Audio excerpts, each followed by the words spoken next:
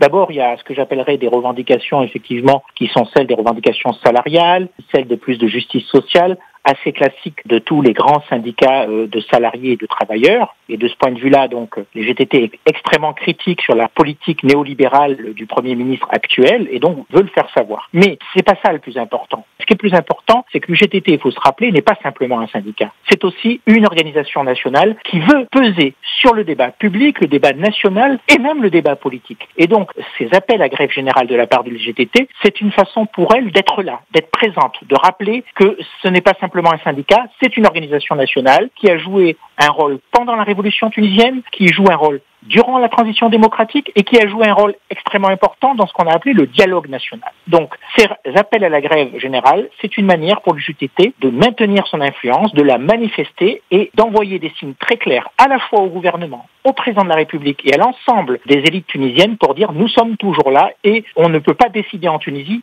sans l'UGTT.